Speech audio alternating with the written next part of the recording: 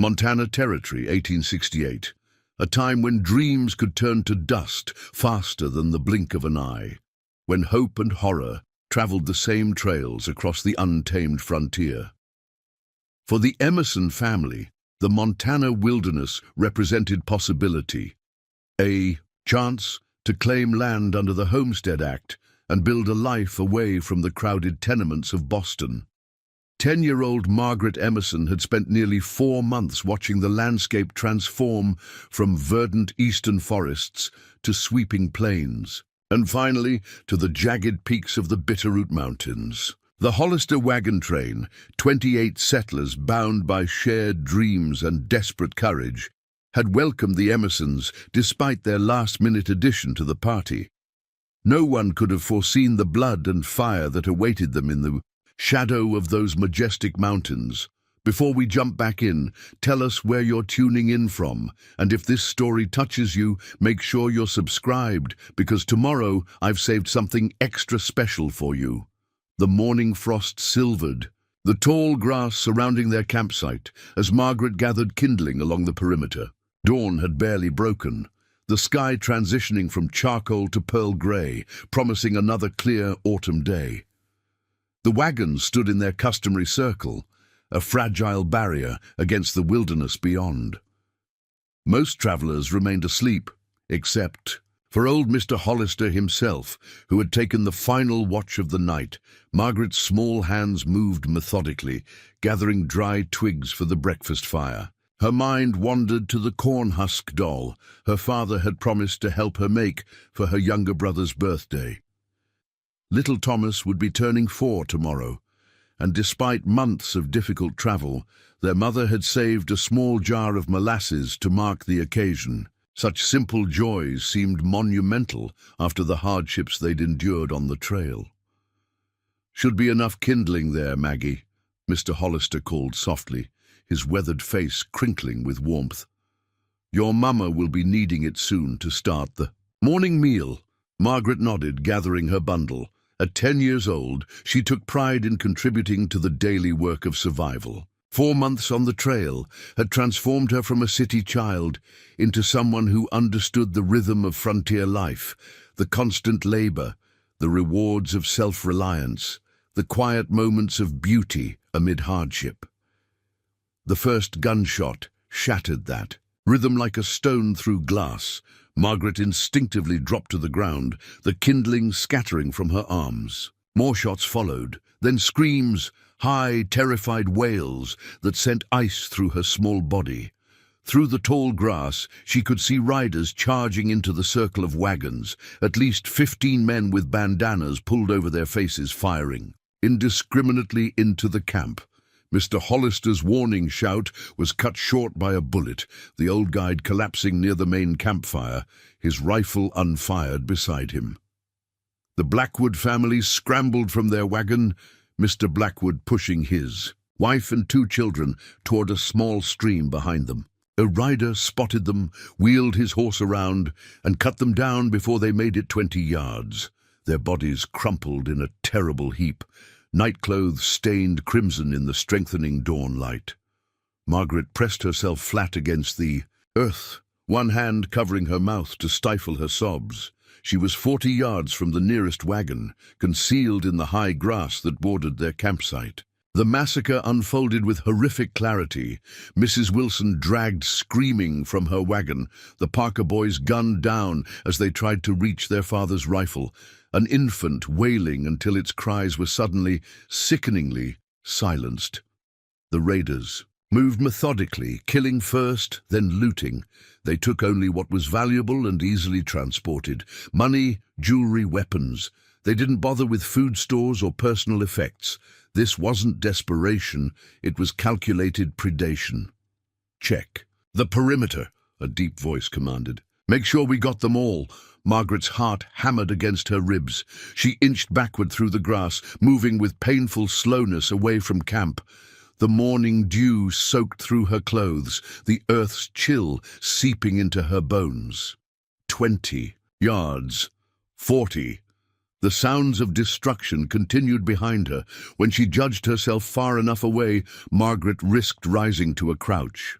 The grass stood taller than her bent form, providing cover as she navigated toward a stand of pines that lined the creek.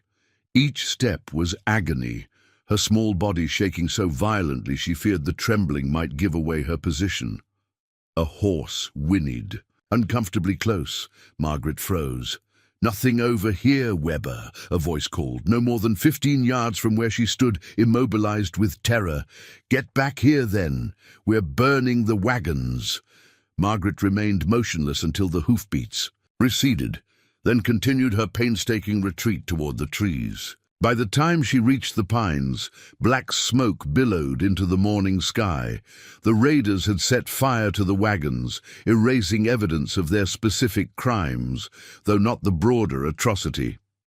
From the relative safety of the trees, Margaret watched as the murderers mounted up and rode southwest, their saddlebags heavy with stolen valuables. Only when they disappeared over a distant ridge did she allow herself to collapse against a tree trunk, her small body convulsing with silent sobs.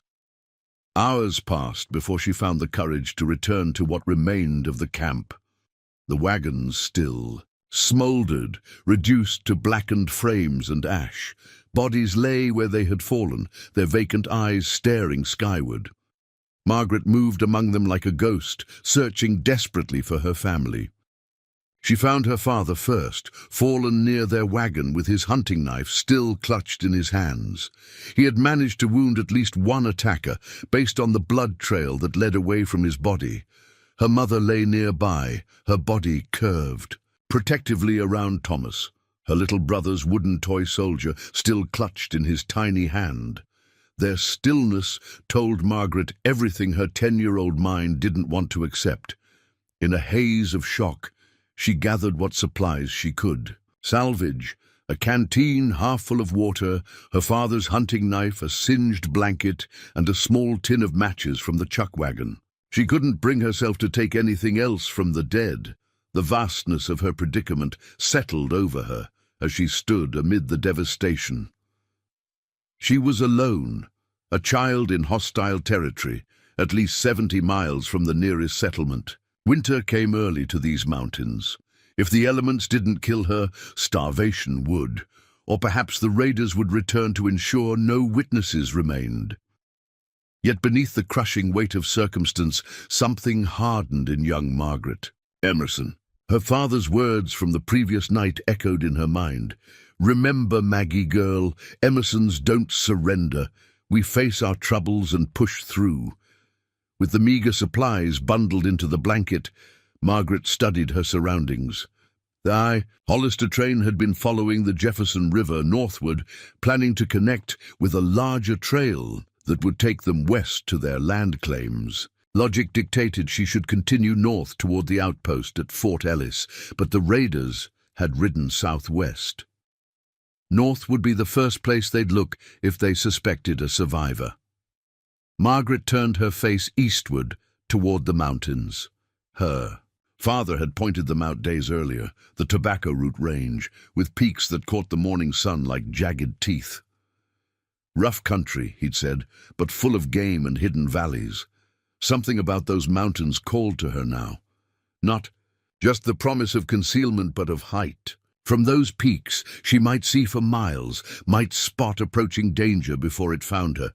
She took a final look at the charred remains of the camp, silently promising her family that she would survive to tell of what happened here.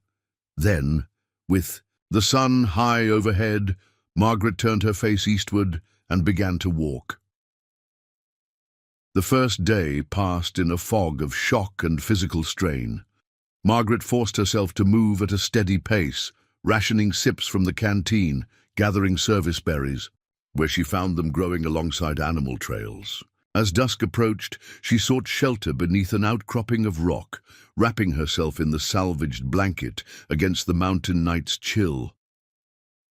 Sleep came in fitful bursts, interrupted by nightmares of the morning's horror and the very real. Sounds of wildlife moving in the darkness beyond her shallow cave. Wolves howled in the distance, their cries echoing off the mountainsides.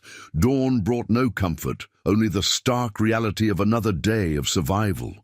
Margaret's feet, encased in sturdy but worn boots, developed painful blisters that burst and reformed with each mile. Her small pack, made from the blanket, grew heavier as the day progressed, though it contained almost nothing. The meager rations she had salvaged would last perhaps another day, if carefully measured, yet she pressed on, following game trails upward, counting each step as a small victory against death. By the third day, Margaret's situation had grown dire. The canteen held only a few precious swallows, though the mountain streams provided abundant water when she could safely reach their banks. Food was the greater concern. She had finished the last of her salvaged supplies that morning and had found little to forage along the day's journey. Hunger gnawed at her insides, making her steps unsteady and her thoughts increasingly muddled. The weather, too, had turned against her. Dark clouds gathered over the mountains, bringing an unseasonable cold front down from the north. The first raindrops hit as Margaret struggled up a rock-strewn slope. Within minutes, the drizzle became a downpour. Her clothes, already tattered from days of wilderness travel, offered little protection against the deluge. The blanket wrapped. Around her shoulders grew sodden and heavy. Her hair hung in dripping tendrils around her face, and her teeth chattered uncontrollably. "Keep moving," she commanded herself. "Just keep moving." But toward what? The question haunted her with increasing urgency. Fort Ellis remained days away, perhaps a week at her current pace. In her weakened state, with dwindling resources and worsening weather, the odds of reaching it diminished with each passing hour. As afternoon faded toward evening, the rain finally relented, though the skies remained threatening. Margaret found herself on a high ridge overlooking a deeply carved valley. The terrain ahead appeared increasingly steep and broken, less hospitable than the slopes she had already traversed. A wave of dizziness washed over her. Margaret gripped a boulder, waiting for it to pass. When it didn't, when in fact it intensified, a new fear took hold. Her vision began to blur at the edges. The distant mountains seemed to waver and dance. When the spell subsided slightly, Margaret raised her head and studied the broken landscape ahead. Continuing blindly forward no longer seemed possible. She needed shelter, a place to recover her strength before the coming night brought even colder temperatures. It was then that she noticed the narrow opening in the ridgeline just 50 yards ahead, a dark shadow against the grey stone that suggested a cave or at least a deep overhang. With renewed purpose, she forced her trembling legs to carry her forward. The opening proved to be the entrance to a small cave, no more than 15 feet deep, but blessedly dry. The floor was sandy with scattered stones, the ceiling high enough for her to stand upright. Most importantly, the entrance was partially screened by a stunted pine, making it all but invisible from more than a few yards away. Margaret collapsed inside, her strength completely spent. The soggy blanket offered meager protection against the cave's chill, but at least she was out of the wind and rain. She curled into herself, shivering uncontrollably, her mind clouding with the combined effects of exhaustion, hunger, and fear. Preparing and narrating this story took us a lot of time, so if you are enjoying it, subscribe to our channel. It means a lot to us. Now back to the story. "Just for tonight," she whispered to herself. "Just rest tonight and keep moving tomorrow." But as darkness claimed the mountain and the temperature plummeted further, a new realization formed in her exhausted mind. This cave offered something she desperately needed, not just shelter for a night, but security. From its recessed entrance, she could see approaching danger without being seen. The forest below provided both concealment and potential food sources. A small stream gurgled just 30 yards downslope, offering clean water. Perhaps, she thought as consciousness began to fade, the wisest path wasn't to keep moving blindly forward, but to secure a defensible position, to build strength, to survive. Long enough for help to arrive, or for the raiders to abandon their search, assuming they even suspected a survivor. "I'll stay," she murmured, the decision crystallizing as sleep overtook her. "Just until I'm stronger.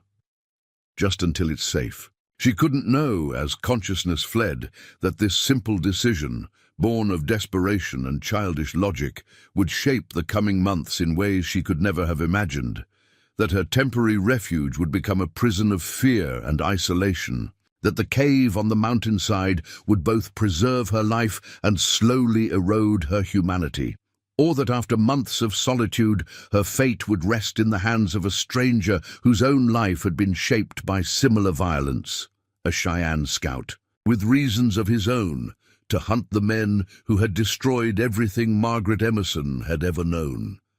Days blended into weeks, weeks into months. Margaret's temporary shelter had become a permanent refuge against the increasingly harsh winter. Her initial panic had transformed into a rigid routine of survival that sustained her body, while her spirit retreated deeper into itself. The cave now bore the markings of extended habitation. A crude door of woven pine boughs covered the entrance, keeping out the worst of the mountain wind. Inside, a bed of dried grasses and pine needles occupied the deepest recess. A small fire pit sat near the entrance, positioned so that the smoke would drift outward rather than filling the cave. Stacks of firewood lined one wall, while roots, dried berries, and strips of smoked meat hung from a makeshift rack fashioned from stripped branches. December had brought heavy snow to the Tobacco Root Mountains, blanketing the landscape in treacherous beauty. The white expanse made travel nearly impossible, but it also granted Margaret an unexpected gift, the ability to spot tracks around her sanctuary. Each morning, she carefully swept away any sign of her presence and studied the area for prints that weren't her own. So far, only deer, rabbits, and the occasional mountain lion had passed near her hiding place. Of the raiders, there had been no sign since that first terrible day. Margaret had changed in ways both visible and hidden. Her once soft hands had grown, calloused from gathering firewood and crafting primitive tools. Her face, once round with childhood softness, had thinned, revealing cheekbones that mirrored her late mother's. Her clothing, patched with strips of rabbit fur and pine bark fiber, hung loosely on her frame despite her efforts to maintain her strength. The most profound changes, however, lay beneath the surface. The talkative, curious girl who had left Boston with wide-eyed excitement had receded into watchful silence. Even alone, she rarely spoke aloud, as if her voice itself might betray her location. Her movements had acquired a predator's stealth, her ears attuned to the subtlest sounds of the forest. She had become a creature of the wilderness, more comfortable with the company of squirrels and jays than with memories of human interaction. Today marked the beginning of February, or so Margaret calculated by the notches carved in a stick beside her bed. 3 full moons had passed since the massacre, 3 months of solitude, of walking the knife edge between survival and surrender. The morning dawned clear and brutally cold. Margaret's breath hung visible in the air inside her cave as she carefully banked the embers of her small night fire. Winter had depleted her stores faster than anticipated, and today she would need to venture farther than usual to check her snares and gather what meager food the frozen forest might offer. She pulled on layers of clothing, her original dress, now reinforced with fur linings, covered by a crude poncho made from the salvaged blanket. Her feet were wrapped in rabbit skins inside her increasingly fragile boots. Her father's hunting knife hung at her waist, its blade worn from constant use but still serviceable. From a leather thong around her neck hung a small wooden soldier, her brother's toy, the only personal item she had allowed herself to keep. Margaret stepped from the cave into the brilliant morning, momentarily blinded by sunlight reflecting off fresh snow. She secured the pine bough door behind her, then carefully began to obscure her tracks as she moved down slope toward her nearest snares. The first two traps were empty, the third disturbed by some larger predator that had stolen her catch. At the fourth, set in a sheltered hollow where tender shoots still pushed through the snow, held a small rabbit. Margaret whispered a word of thanks as she freed the animal from the snare and swiftly ended its suffering. The rabbit was thin, but its meat would sustain her for 2 days at least, and its fur would repair the increasingly worn lining of her mitts. She was checking her fifth and final trap when she noticed something that froze her blood, a set of tracks that didn't belong to any animal she recognized. Human tracks, boot prints, and they were fresh, cut clearly into the morning's new snow. Margaret dropped to a crouch behind a fallen log, her heart hammering against her ribs. For long minutes, she remained motionless, scanning the forest with the intensity of prey, sensing a predator. The forest maintained its winter stillness, giving no sign of the intruder's presence or direction. The tracks led toward the stream where she gathered water, then continued upstream toward the neighboring valley. They weren't the military style, boots worn by the raiders, but rather the distinctive imprint of moccasins with hardened soles, the footwear of someone who walked the mountains regularly, someone familiar with the terrain, a trapper perhaps, or a native scout. Neither possibility offered comfort. Trappers were often rough men who lived beyond the reach of law, while relations between settlers and native tribes remained tense throughout the territory. Anyone finding a white child alone in these mountains would ask questions she couldn't safely answer. Margaret backed away from the tracks, abandoning her final trap unchecked. She moved with painful caution, taking a circuitous route back to her cave, doubling back multiple times. To ensure she wasn't followed, she paused frequently to listen, straining her ears for any sound that didn't belong to the natural rhythm of the forest. By the time she reached her sanctuary, the winter sun had passed its zenith. She slipped inside, securing the door more thoroughly than usual, then retreated to the deepest shadows of the cave. Her hands trembled as she skinned the rabbit, her mind racing with newfound fear. 3 months of vigilance and now this. It couldn't be a coincidence. Someone was searching these mountains deliberately. That night, Margaret didn't light her fire despite the biting cold. She wrapped herself in every layer of clothing and fur she possessed and huddled in darkness, listening to the wind moan through the pines outside. Sleep evaded her entirely, her mind conjuring scenarios each more terrifying than the last. The next morning brought heavy clouds and the promise of more snow. Margaret ventured out only far enough to confirm that no fresh tracks surrounded her cave, then retreated inside to wait out the coming storm. The snowfall began mid-morning, a gentle curtain that gradually transformed into driving sheets of white. By evening, nearly a foot of fresh powder had accumulated, effectively erasing all signs of human passage from the mountainside. For 3 days, the storm raged, delivering the heaviest snowfall Margaret had experienced since seeking refuge in the mountains. When the skies finally cleared, the landscape had been transformed into an alien terrain of deep drifts and buried landmarks. Moving through this new topography would be exhausting and dangerous, but it also granted a temporary reprieve from discovery. No one, regardless of their tracking skill, could follow her now buried trail. Nevertheless, Margaret redoubled her precautions.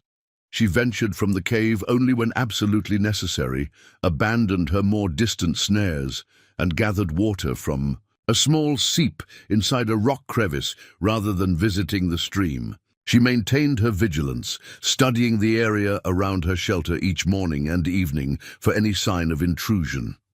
For 2 weeks, she detected nothing unusual. The boot prints remained buried beneath layers of snow and ice, and no new tracks appeared in the vicinity of her shelter. Gradually, Margaret began to extend her movements again, driven by the increasing scarcity of food in her immediate surroundings. It was during one such foray, nearly 3 weeks after spotting the mysterious tracks, that disaster struck. Margaret had ventured to a south-facing slope where early spring thaw had exposed patches of ground, and the first tender shoots of new growth pushed through the soil. She was gathering these precious greens, her attention focused downward, when a sound stopped her heart, the unmistakable snap of a twig beneath a heavy foot. Margaret froze, her fingers still wrapped around a handful of shoots. Slowly, without moving her head, she shifted her gaze upward, scanning the forest in the direction of the sound. At first, she saw nothing but trees and lingering patches of snow. Then a shadow detached itself from the deeper shadows of the pines, a tall figure standing utterly motionless, watching her with the stillness of a mountain lion assessing its prey.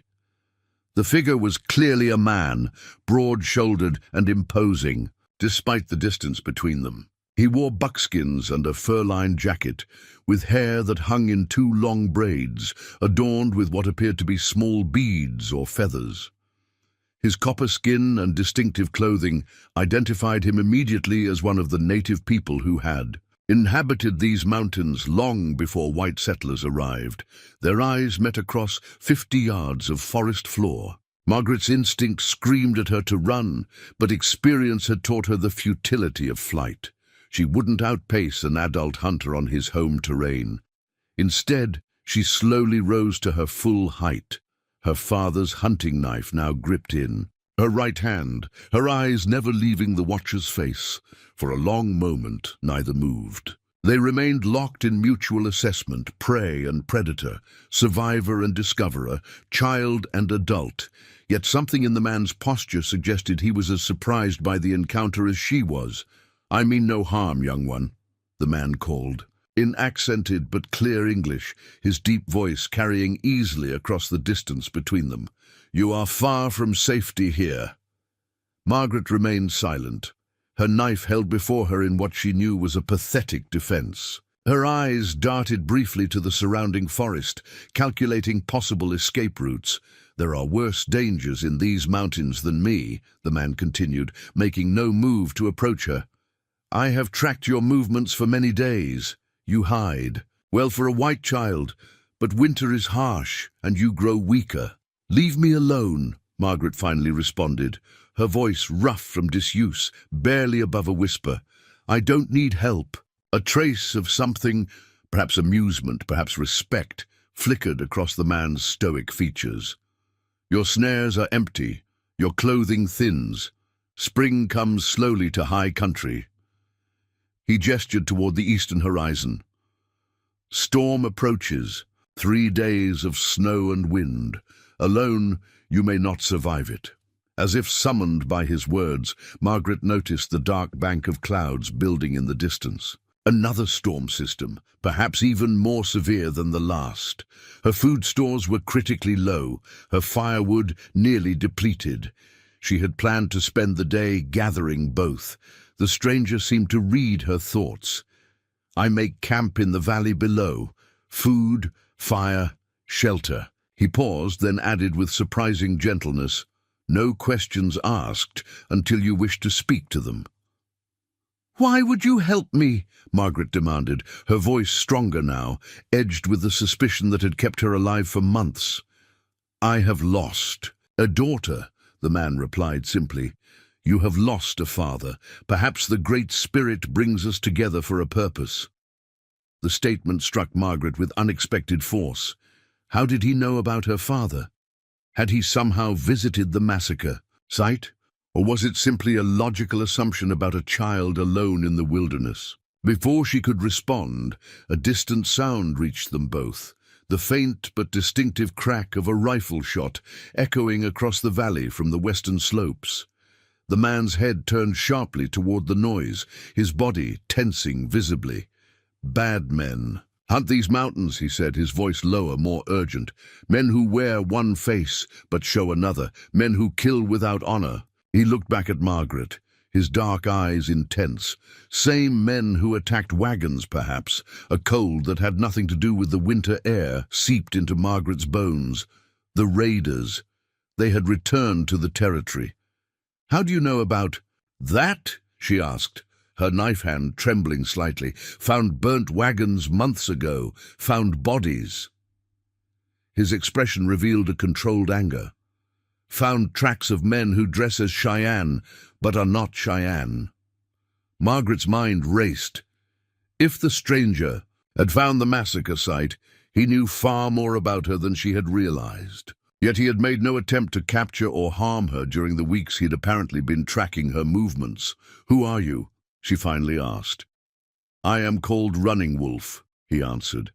"Scout for Northern Cheyenne, hunter of bad men." He paused, then added with grim determination, "Hunter of men who killed my brother's family and blame Cheyenne for the deed." Another rifle shot sounded, closer this time, followed by a third. Not hunting shots. They came too close together, too deliberately spaced. Someone was signaling across the valley. Running Wolf's expression hardened. They sweep the mountains, looking for something, or someone. His gaze fixed on Margaret with new intensity. "You saw their faces. You are a witness to their crime." The realization struck Margaret with terrible clarity. The raiders weren't simply passing through the territory again. They were hunting her. Perhaps they had counted bodies at the massacre site and found one missing. Perhaps they had discovered signs of her escape.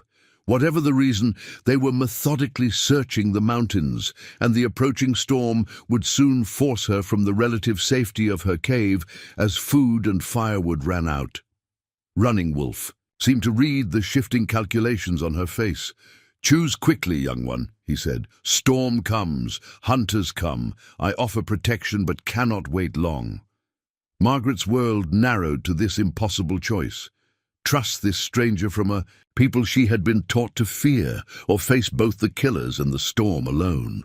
The knife in her hand suddenly seemed pitifully inadequate against either threat. "How do I know you're not with them?" she demanded, a final desperate question.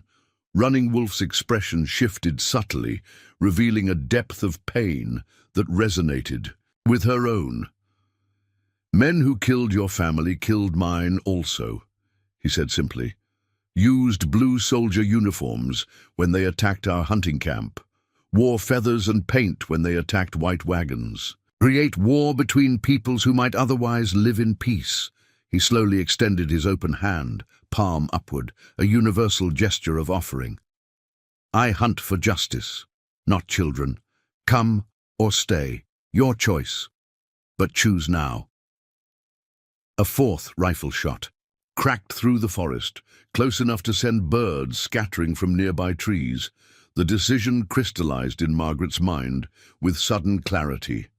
After months of isolation, months of trusting nothing but her own instincts, she recognized the truth in Running Wolf's words, in his eyes that carried the same haunted shadows she saw in her own reflection. She took a single step forward, then paused. "If you betray me," she said with quiet intensity, "I'll kill you in your sleep." For the first time, a genuine smile crossed Running Wolf's weathered face. "Strong spirit," he commented with approval. "Good. You will need it for what lies ahead." As the dark storm clouds gathered on the horizon and the distant sounds of the searching party grew closer, Margaret Emerson took her first tentative steps toward the Cheyenne scout. With each step, she left behind a piece of the solitary creature she had become and moved toward an uncertain alliance that would challenge everything she had been taught to believe about the frontier, about native peoples, and about her own capacity for courage. Neither could know, as they disappeared into the forest depths, that their unlikely partnership would eventually unravel a conspiracy that stretched from the highest levels of territorial government to the blood-stained hands of men who profited from hatred between peoples, or that the witness and the warrior, bound by shared tragedy, would become the unlikely architects of a justice both had abandoned hope of ever finding.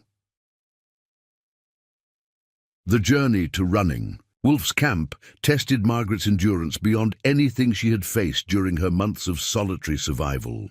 They traveled in tense silence, moving with deliberate care through the forest to avoid leaving obvious signs of their passage. The Cheyenne scout set a demanding pace, occasionally pausing to listen or to obscure their tracks, but never slowing. For Margaret's benefit, pride kept her from complaining. After surviving alone for so long, she refused to appear weak before this stranger who had disrupted her isolation. Despite her determination, the strain showed in her labored breathing and increasingly unsteady steps as the afternoon stretched on. After 2 hours of relentless movement downslope, Running Wolf finally halted at the edge of a narrow ravine. He studied Margaret's exhausted form with an appraising gaze. "Rest," he said simply, gesturing to a moss-covered log. Margaret sank onto it gratefully, though she maintained her vigilance, keeping the hunting knife visible in her lap. Running Wolf ignored the implied threat, kneeling instead to examine her makeshift footwear with unexpected concern. "White man's boots are not made for mountains," he observed, noting how the rabbit fur wrappings had worn through in several places, exposing blisters and raw skin beneath. "Need proper moccasins." From his pack, he produced strips of softened deer hide and a small pot of strong-smelling salve. Without asking permission, he began applying the medicine to her feet. Margaret tensed at the contact, but allowed it, recognizing the practical necessity. "Bear fat and pine pitch," Running Wolf explained as he worked. "Helps healing, keeps infection away." His unexpected gentleness confused Margaret. The newspapers in Boston had portrayed Indians as savages lacking civilized sensibilities. Yet here was this warrior, treating her wounds with the careful attention her mother might have shown. "Why did you come alone?" she asked, breaking her self-imposed silence. "Wouldn't your people help hunt these raiders?" Running Wolf's hands paused momentarily. "Some things must be proven before spoken," he replied. "My chief is wise but cautious. White men who speak against other white men are often not believed. Indian who accuses whites of wearing feathers to blame Cheyenne." He shrugged eloquently. "Even less likely to be believed," Margaret finished. "Need evidence, need a witness." His dark eyes met hers with surprising intensity. "Need truth that even the territorial governor cannot ignore." The implication was clear. Margaret was not simply a child he had found in the wilderness, but potentially a valuable ally in his quest for justice. The realization should have frightened her, yet it carried a strange comfort. For months, her survival had seemed pointless, disconnected from any larger purpose. Now, her continued existence might serve as testament to a truth others sought to bury. As Running Wolf finished wrapping her feet in the deer-hide strips, a question formed in Margaret's mind, one that had haunted her since their first encounter. "How long were you watching me before you showed yourself?" A hint of respect flickered across his stoic features. 12 days.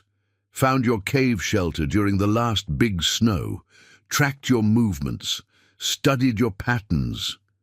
He secured the wrapping with a practiced knot. "You survive well for a child, better than many grown men." Margaret wasn't sure whether to feel violated or flattered by his surveillance. "You could have approached earlier." "Trust must be earned," he replied simply. "Needed.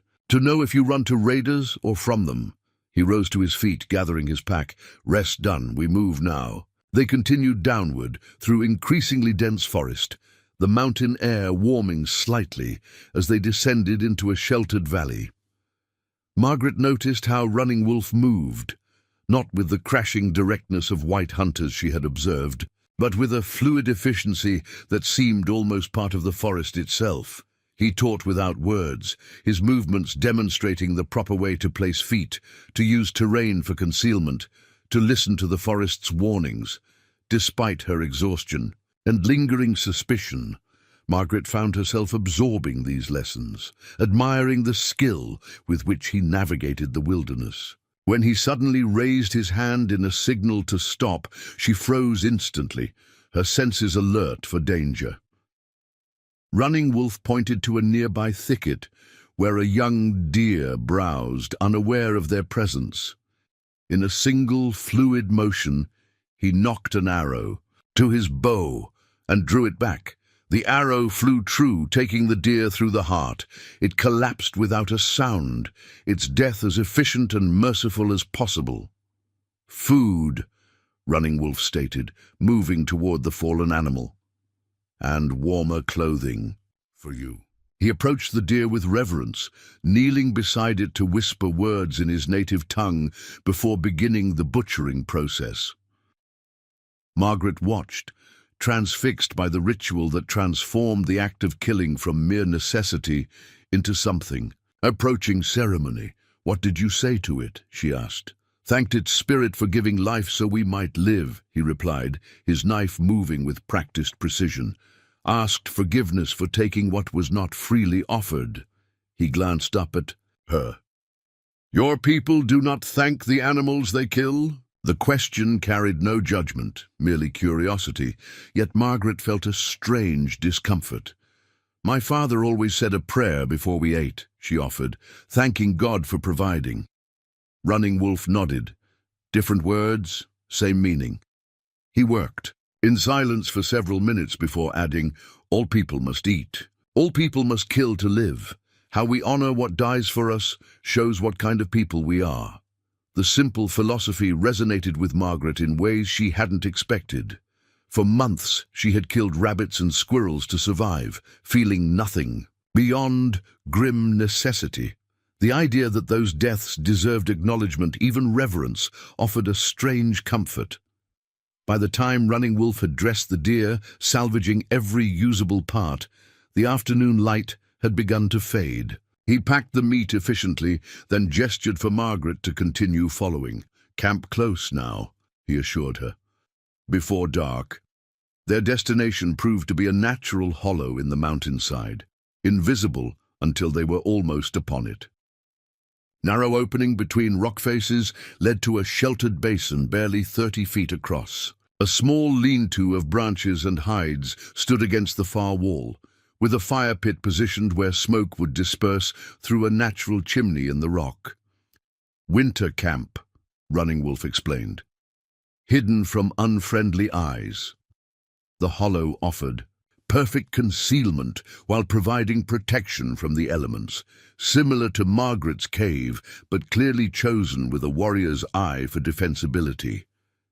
A single sentry positioned at the narrow entrance could guard against any approach. Running Wolf busied himself preparing a fire while Margaret took stock of her surroundings.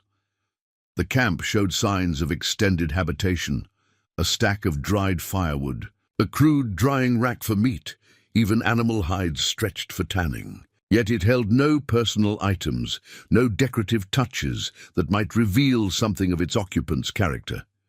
"You live alone?" she asked as he coaxed flames from tinder. "For now," he replied. "My people camp 3 days' journey west. Will return. When justice is found," he glanced at her, "or when snow melts from high passes, whichever comes first." As the fire grew stronger, spreading welcome warmth throughout the hollow, Running Wolf skewered strips of venison on green sticks and positioned them over the flames. The rich aroma of cooking meat filled the air, causing Margaret's stomach to clench painfully. She couldn't remember the last time she had eaten anything so substantial. They ate in silence, Margaret forcing herself to take small, measured bites despite her hunger. Running Wolf watched her with quiet approval, recognizing the discipline of someone who had learned to ration scarce resources. When they had finished eating, he produced a water skin and a handful of dried berries, a simple dessert that tasted like extravagance to Margaret's deprived palate. Only then, with hunger satisfied and the fire casting dancing shadows against the rock walls, did Running Wolf finally ask the question she had been dreading. "Now, young one," he said, his deep voice gentle but firm, "tell me what you saw when bad men came, The request broke something inside her. For months, Margaret had carried the memory of the massacre locked away, unspoken, a weight she bore alone in the silence of her cave. Now faced with a direct invitation to release that burden, words poured from her in a torrent of grief and horror. She described everything: the early morning attack, the methodical slaughter, her concealment in the tall grass, the clear view she had of the raiders removing native disguises afterward. She remembered specific phrases they had used, including names: Preston, Miller, and their leader, a man called Weber with a distinctive scar across his jaw. Running Wolf listened without interruption, his face revealing little beyond intense concentration. When Margaret finally fell silent, emotionally drained by the recounting, he nodded once. "Same men," he confirmed grimly. "Same methods, same leader." He rose and moved to a small pack secured beneath a rock overhang. From it, he withdrew a piece of paper, a wanted poster, weathered and creased from repeated handling. He passed it to Margaret. "James Weber," Running Wolf said as she examined the crude illustration that did indeed show a man with a scarred jaw.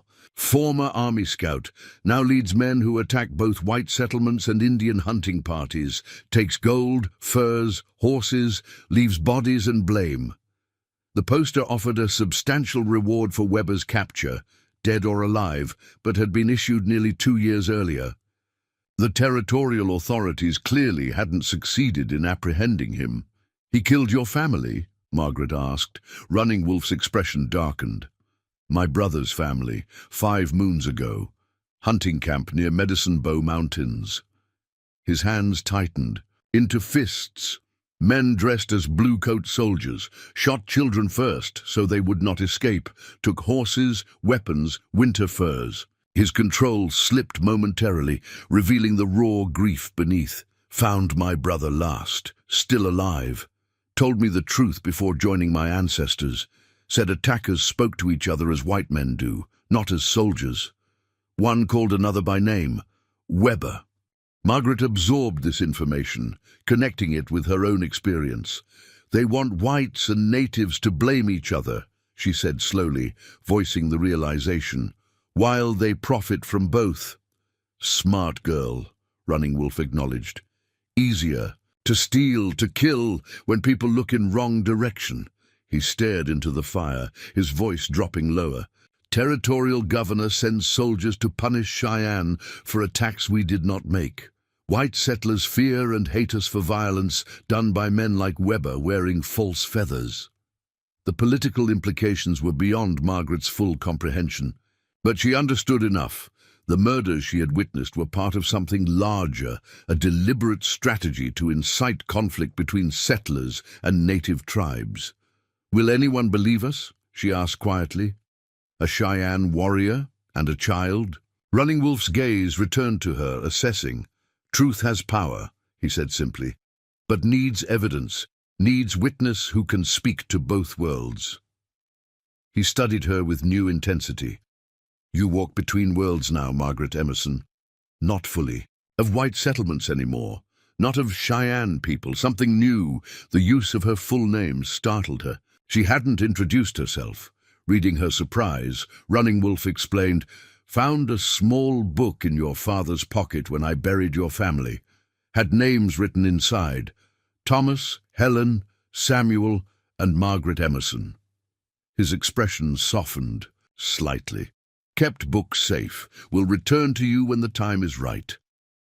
The knowledge that her father's Bible, the family record with all their births carefully inscribed in his neat handwriting, had been preserved sent unexpected warmth through Margaret's chest. Something tangible remained of her former life, even as that life receded further into memory with each passing day.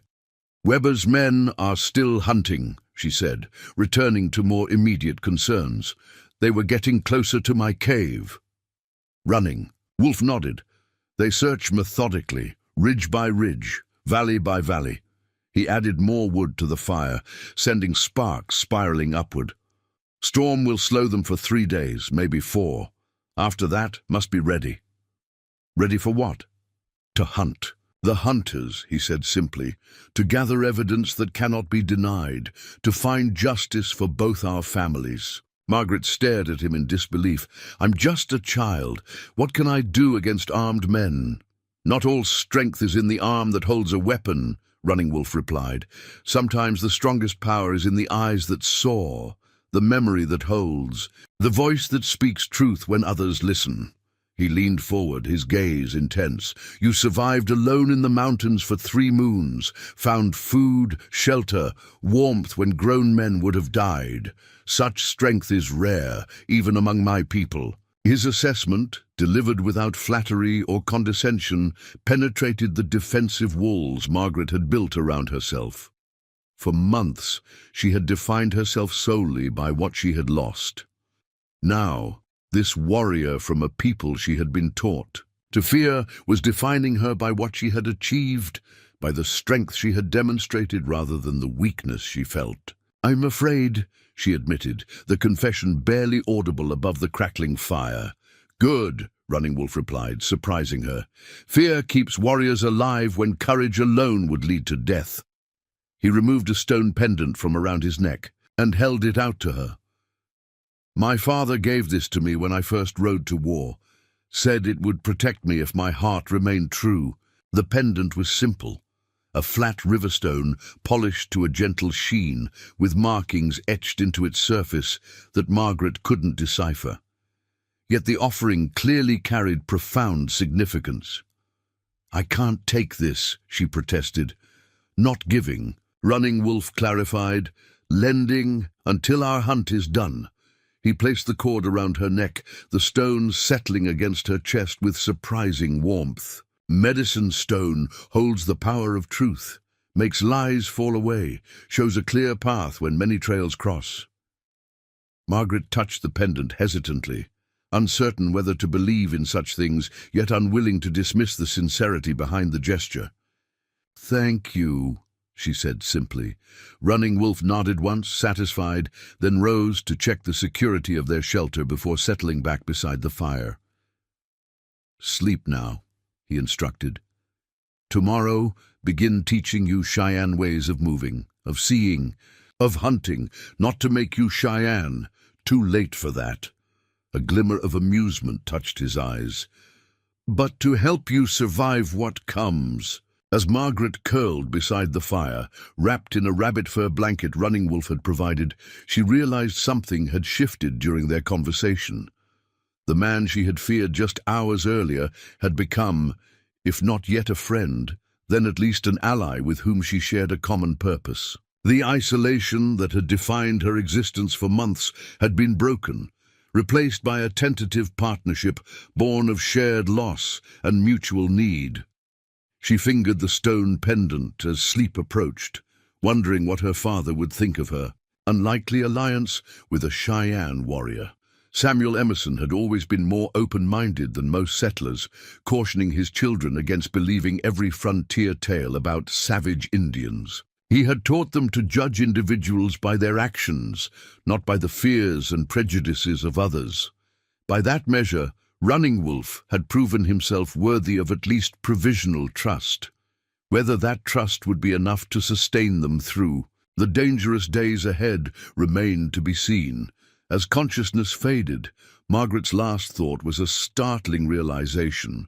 For the first time since the massacre, she had spent hours without constantly looking over her shoulder, without jumping. At every sound, tomorrow would bring new challenges, new tests of the fragile alliance forming between them. But tonight, in the shelter of Running Wolf's hidden camp, Margaret Emerson slept more soundly than she had in months, the stone pendant warm against her skin like a promise of protection in a world that had offered precious little of it. Dawn arrived with the promised storm, transforming the mountain landscape into a blinding chaos of wind-driven snow. Margaret woke to find Running Wolf already active, melting snow for drinking water and preparing a breakfast of dried meat and pine needle tea. The hollow's natural configuration sheltered them from the worst of the blizzard, allowing a small fire that would have been impossible in more exposed terrain. Storm good for us, bad for them, Running Wolf observed, handing Margaret a wooden cup of steaming tea. "Gives time to prepare." The preparation began immediately after their sparse meal. Despite the weather, Running Wolf insisted they use the enforced confinement for what he called teaching the eyes to see and the hands to speak. The first lesson involved moving silently across the hollow without disturbing a series of small sticks he had arranged on the ground, an exercise in stealth that proved far more difficult than Margaret had anticipated. "Balance like fox." "Running," Wolf instructed, demonstrating the careful foot placement that distributed weight gradually rather than all at once. "See with your whole body, not just your eyes." For hours, they practiced this fundamental skill, with Running Wolf correcting Margaret's technique with patient persistence. When she finally crossed the hollow without disturbing a single stick, his approval came as a simple nod that somehow carried more significance than effusive praise might have. The lessons continued throughout the day: how to move with the terrain rather than against it, how to use natural features for concealment, how to recognize the subtle signs that indicated recent human passage. By evening, Margaret's muscles ached from the unaccustomed movements, but her mind felt sharper, more attuned to details she would previously have overlooked. As they shared another meal of venison strips and foraged roots, Running Wolf assessed her progress with characteristic directness. "You learn quickly," he acknowledged. "Good eyes, good hands, but still move like white person. Too much hurry, too little patience." Margaret accepted the criticism without defensiveness. 3 months alone in the wilderness had stripped away many civilized pretenses, including false pride. "How long did it take you to learn these skills?" she asked. A rare smile touched Running Wolf's lips. "Still learning," he admitted. "Every day, the land teaches those willing to listen." He added more wood to their fire. "Cheyenne children begin learning forest ways when they first walk. By your age, already skilled hunters and trackers." The revelation surprised Margaret. Among white settlers, children her age were considered too young for serious responsibilities beyond basic chores. Yet Running Wolf spoke of 10-year-old Cheyenne children as capable contributors to their community's survival. "Tell me about your people," she requested, genuinely curious. "Not what white people say about them, but what you would want me to know." Running Wolf studied her thoughtfully, as if weighing how much to share. "Cheyenne are many bands, many families," he began slowly. "Once lived far east in woods and lakes, pushed west by other tribes, then by white settlement. Now live on plains and mountains, follow buffalo herds, hunt elk and deer in the high country." His voice carried a subtle pride as he continued. "Known as strong warriors, but also as people who value honor, truth-speaking, generosity to those in need." He described a complex society with elaborate social structures, warrior societies that maintained order, spiritual leaders who preserved sacred traditions, councils of elders who made decisions affecting the entire tribe. Far from the primitive savages portrayed in penny dreadfuls and sensationalist newspapers, the Cheyenne emerged in his account as a sophisticated people, adapting to rapidly changing circumstances while striving to maintain their core values. "Most important teaching," Running Wolf emphasized, "is that all life is connected. Earth, sky, animals, people, all one circle. What harms one part harms all." "Is that why you thanked the deer?" Margaret asked, recalling his prayer over the animal he had killed. He nodded. "Take life only with respect, only with need, otherwise balance breaks." His expression darkened. "Men like Weber take without need, kill without respect, break balance everywhere they go." The mention of Weber shifted their conversation from cultural exchange to strategic planning. Using a stick to draw in the dirt floor, Running Wolf mapped the surrounding territory, indicating likely routes Weber's men would use once the storm passed. 3 main trails cross these mountains, he explained, marking each on his crude map. Raiders must use one to reach eastern settlements before. Spring thaw brings soldiers back to territory. How many men do they have? Margaret asked, studying the map. 8, maybe 10, Running Wolf estimated. Lost some in attacks on settlements. Gained others who prefer stealing to working. He pointed to a narrow pass between 2 peaks. Here is where they must cross. No other path for horses when snow deep, so we wait for them there. Running Wolf shook his head. Too dangerous. Need a plan that does not put you in their path. He considered for a moment. Need evidence first. Proof that links Weber to both attacks, on your wagon train and on Cheyenne hunting camp. What kind of proof would be enough? Margaret wondered, unsure what could possibly connect the 2 separate massacres. Something only raiders would have, Running Wolf replied. Something from both attacks that shows the same men responsible. He tapped the map thoughtfully. Weber keeps camp in an old mining settlement 3 valleys west. Raiders gather there between attacks to divide spoils. Margaret's eyes widened. You know where they're based? Why haven't you attacked them there? 1 warrior against many guns. Running Wolf raised an eyebrow. Not brave. Foolish. Scouts have watched the place from a distance. Raiders keep guard day and night. Too many for 1 man to fight alone. The implication hung between them, unspoken but clear. Running Wolf had been waiting for an opportunity, and Margaret's testimony might provide it. Yet sending a child anywhere near Weber's stronghold seemed unconscionable. I want to help, Margaret said firmly, sensing his hesitation. They killed my family. I have a right to be part of bringing them to justice. Running Wolf studied her with newfound respect. Brave words, he acknowledged, but brave words alone do not defeat rifles. He added another mark to his map. Need help from those with authority. Need those who can be arrested, who can testify in white man's courts. The army, Margaret suggested. There's a fort north of here, isn't there? Fort Ellis, Running Wolf confirmed. 2 days' journey in good weather, longer in snow. His expression revealed deep skepticism. Army rarely believes in Indians, may think you are bewitched by a savage kidnapper. The assessment was harsh but realistic.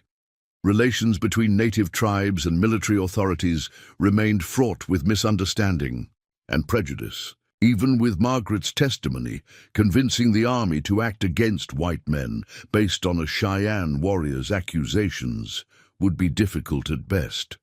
What about the territorial marshal? Margaret suggested. My father said the marshals answer to federal judges, not local authorities. Running Wolf considered this alternative. Marshal Hansen rides a circuit through mining towns, he said slowly. Fair man, from what I hear. Arrested white men for crimes against Indians before. He nodded, decision made.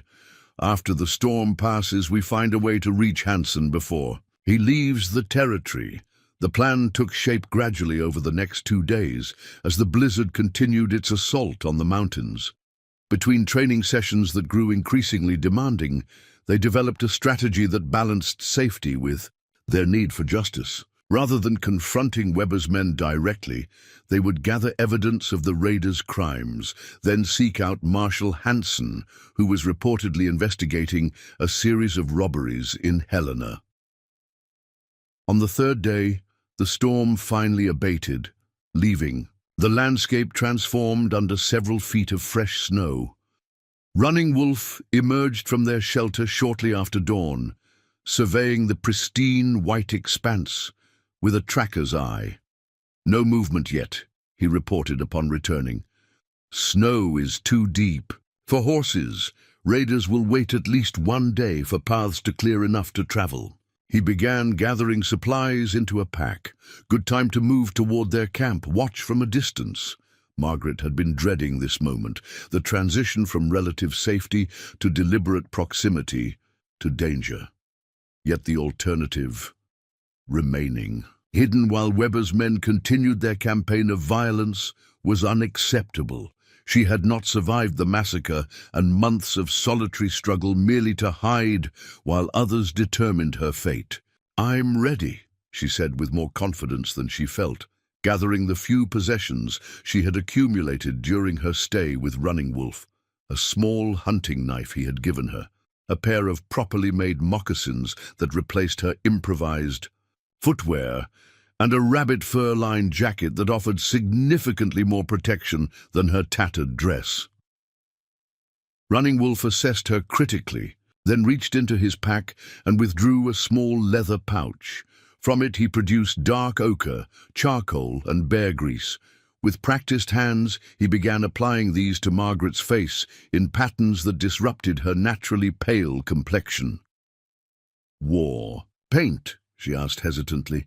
"Not war paint," he corrected. "Hunting paint. Helps eyes not see what is there." He worked methodically, transforming her appearance with strategic applications of the natural pigments. "White skin catches eye in the forest. This makes you part of the shadows." When he finished, he held up a polished piece of metal that served as a crude mirror. Margaret barely recognized herself. The face that looked back at her was neither white nor native, but something else entirely, a creature of the wilderness, eyes intense beneath darkened brows, cheekbones accentuated by strategic shadows. "Remember," Running Wolf instructed as they prepared to depart, "we watch only, no confrontation. Evidence, then find Hansen." They traveled west, moving with the careful deliberation Running Wolf had drilled into Margaret during their days of training. The fresh snow made progress, difficult, but offered the advantage of clearly revealing any other traveler's passage. By midday they had covered perhaps 5 miles, working their way gradually toward a ridge that overlooked the valley, where Weber reportedly maintained his base.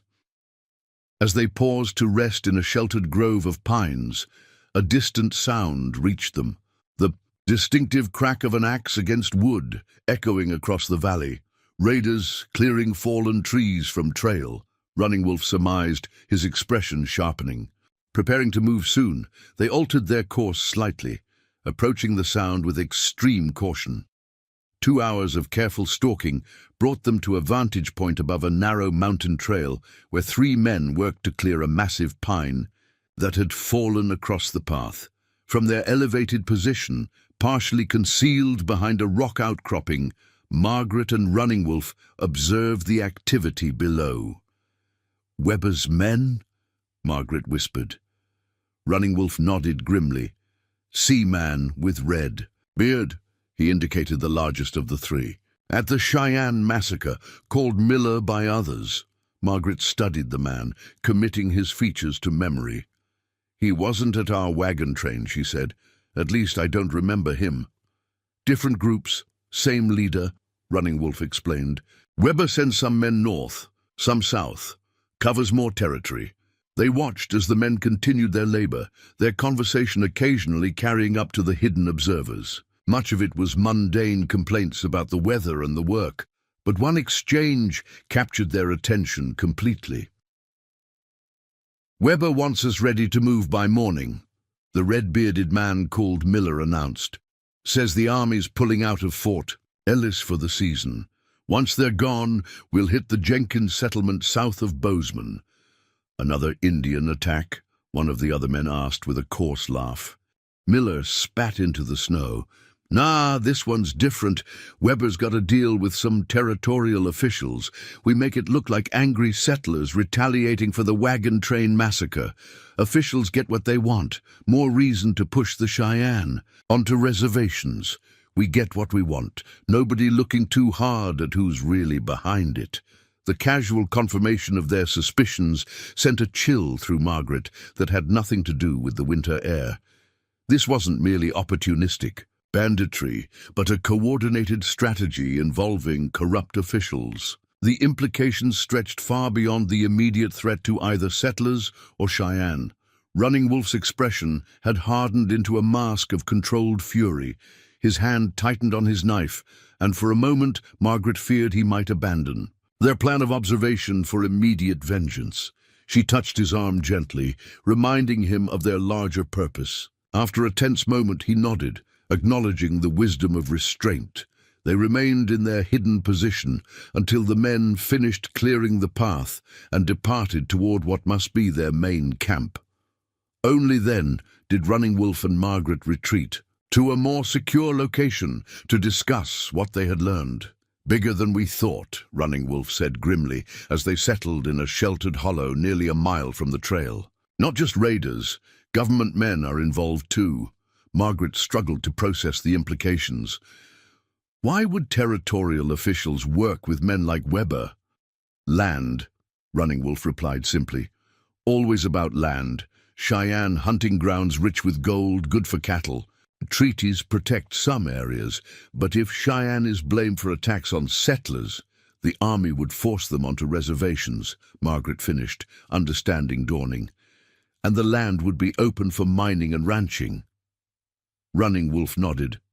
"Simple plan. Weber attacks settlers, blames Cheyenne. Attacks Cheyenne, blames settlers. Officials claim need for protection on both sides. Everyone moves to where the government wants them. Everyone except the people who died," Margaret added bitterly. "Need more than what we heard," Running Wolf decided after a moment of thought. "Words alone are not enough. Need something that connects Weber to both massacres." He studied the terrain thoughtfully. Their main camp close now, maybe 2 miles west in an abandoned mining town. Margaret felt a flicker of apprehension. "You're thinking of going into their camp?" "Not I," Running Wolf corrected. "We, but not the center of camp, edge only, where they keep horses and supplies." He outlined a daring but potentially feasible plan. Using the cover of darkness, they would approach Weber's headquarters and search the outbuildings for anything that might serve as concrete evidence of the raiders' dual identity. The risk was substantial, but so was the potential reward. If they could obtain proof linking Weber to both massacres, perhaps distinctive items stolen from both the wagon train and the Cheyenne hunting camp, they would have something tangible to present to Marshal Hansen. As dusk approached, they moved closer to the abandoned mining settlement, circling to approach from the north, where the terrain offered better concealment. From a ridgeline overlooking the small collection of weathered buildings, they observed the camp's layout, noting guard positions and patterns of movement. 6 buildings, Running Wolf whispered, pointing to each in turn. Main house where Weber stays, bunkhouse for men, stable for horses, 2 storage sheds, small cabin at edge for guard. Activity in the camp suggested at least 8 men present, with 2 visible on guard duty, 1 near the main house and another patrolling between buildings. The rest appeared to be gathered in the bunkhouse, where light and occasional laughter spilled from crude windows. "Wait for deeper darkness," Running Wolf advised. "Men drink after day's work. Guards grow less careful as night passes." As they settled in to wait, Margaret felt a strange calm replace her earlier apprehension. The months of solitary survival, followed by Running Wolf's intensive training, had transformed her from a frightened child into something else. Not quite a warrior, but no longer merely a victim. Whatever happened in the coming hours, she would face it not with paralyzing fear, but with the focused awareness Running Wolf had cultivated in her. The medicine stone pendant hung warm against her skin beneath her jacket, a tangible reminder of the unlikely alliance that had brought her to this moment. From the hidden cave, where she had spent months in isolating fear, to the precipice of direct action against those who had destroyed her family, the journey seemed both impossible and inevitable. As full darkness settled over the mountains and the sounds from the bunkhouse grew more boisterous, Running Wolf touched her shoulder lightly. "Time," he said simply. Together, they began their careful descent toward the raiders' camp, moving like shadows through the moonlit snow. The mission before them carried enormous risk, but also the first real possibility of justice, not just for themselves, But for all those who had fallen victim to Weber's calculated violence, what neither could anticipate was how their careful plan would collide with unexpected developments already in motion within the camp below. Developments that would transform their mission of evidence gathering into something far more dangerous and consequential than either had imagined. Moonlight transformed the snow-covered landscape into a terrain of silver and shadow as Margaret and Running Wolf made their careful approach toward the abandoned mining settlement. They moved in stages, using each patch of darkness as a temporary sanctuary before advancing to the next. The temperature had dropped sharply after sunset, their breath forming crystalline clouds that dissipated in the frigid air. Despite her training over the past days, Margaret found herself struggling to match Running Wolf's fluid stealth. Where he seemed to merge with the environment, she remained painfully conscious of each footfall, each adjustment of weight that might create a telltale sound. Yet the wilderness skills she had developed during her months of solitary survival served her well enough to maintain the necessary silence. They paused at the edge of the clearing that separated the forest from the settlement, concealed behind a snowdrift that had accumulated against a stand of pines. From this vantage point, they had a clear view of the entire camp, 6 buildings arranged in a rough semicircle around what had once been the center of a mining operation. "Guard by stable drunk," Running Wolf whispered, indicating a figure who leaned heavily against a post, occasionally taking swigs from a bottle. "Main house still has light. Weber is awake." "Where do we look first?" Margaret asked, her voice barely audible. Running Wolf pointed to a small structure at the far edge of the camp. "Storage shed. Raiders keep stolen goods there before taking to traders." He studied the layout once more, then pointed to a narrow path that wound between snowdrifts and the shadow of the bunkhouse. "That way keeps us hidden the longest." With a final check to ensure no one had emerged from the other buildings, they began their approach, moving from one pool of darkness to the next. The sounds from the bunkhouse, drunken laughter, the occasional burst of argumentative voices, provided useful cover for their careful advance.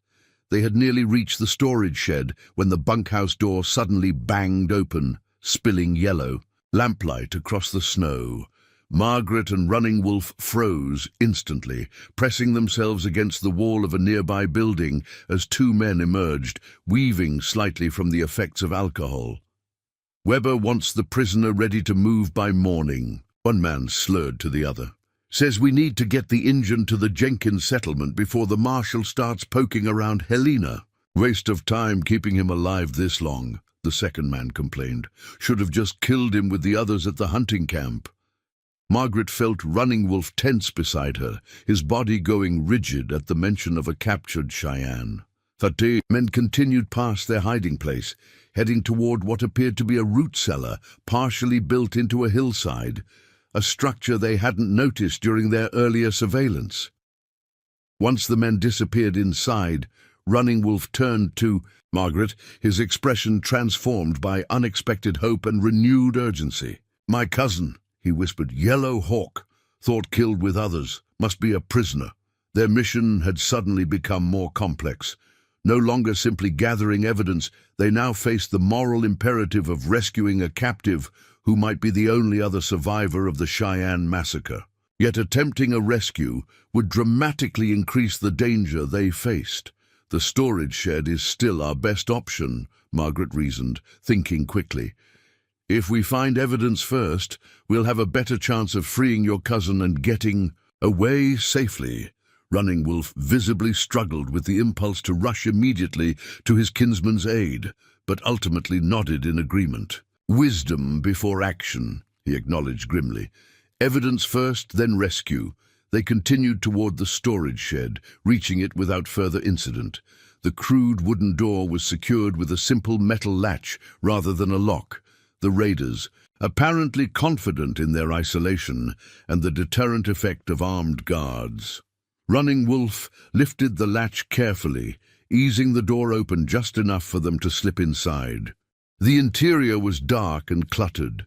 Smelling of dust, leather, and gunpowder, Running Wolf produced a small bundle of pine needles from his pouch, lighting it to create a makeshift torch that cast just enough illumination to navigate without being visible from outside. The shed contained an astonishing array of plundered goods: rifles stacked against one wall, crates of ammunition, saddlebags bulging with unidentified contents, even women's jewelry piled carelessly in a wooden box.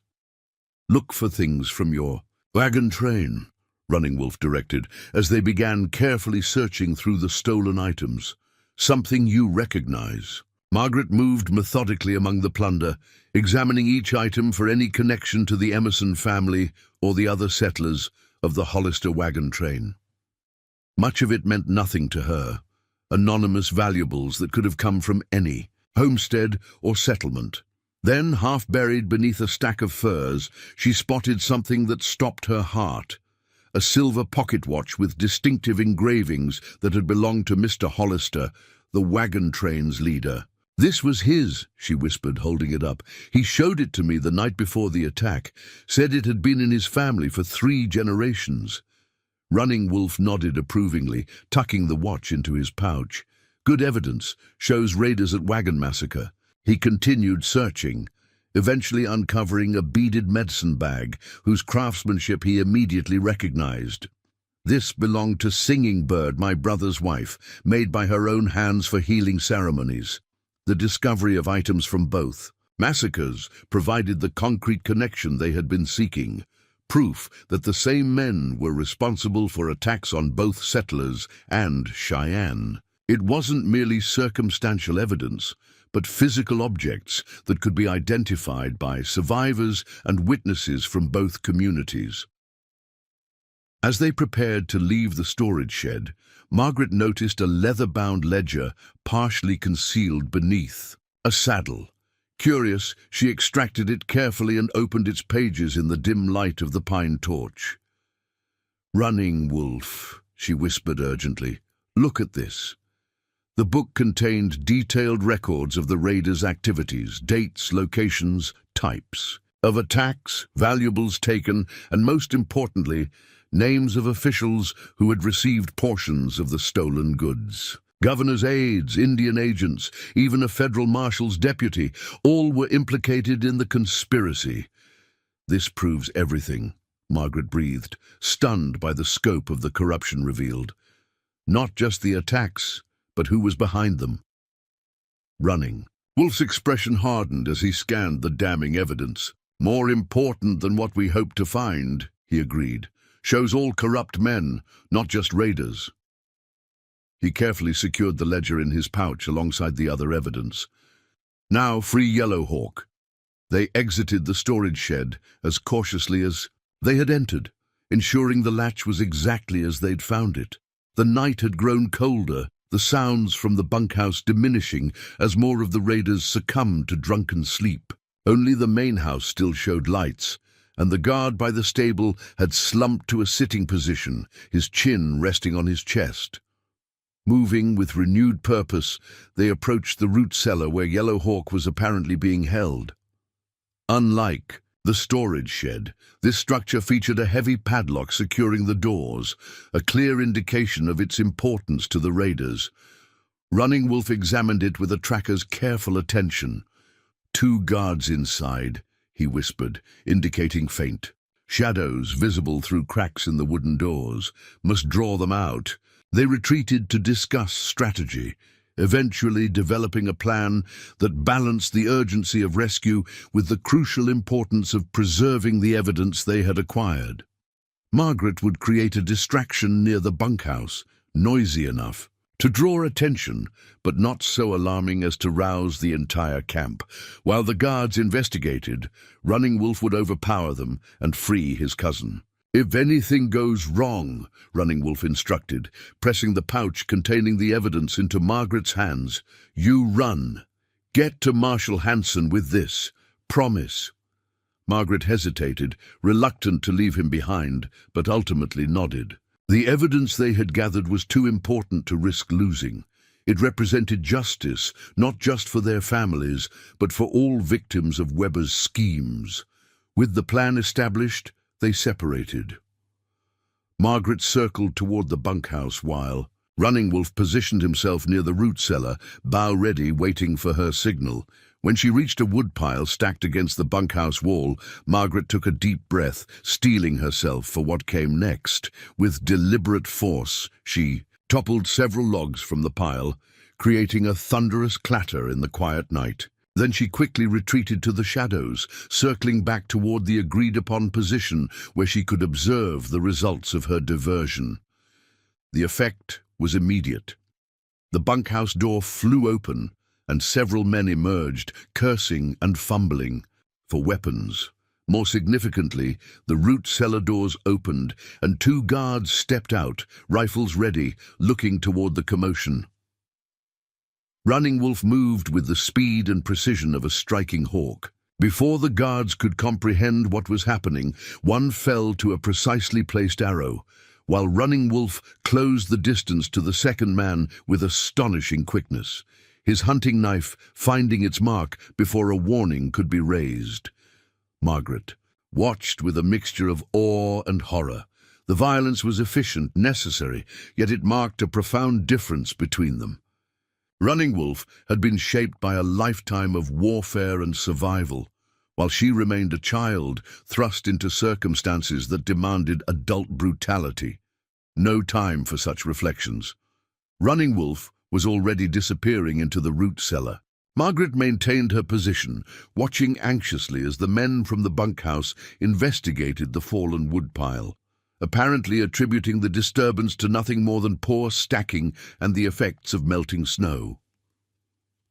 Long minutes passed before Running Wolf emerged from the cellar, supporting a second figure who moved with evident pain and difficulty.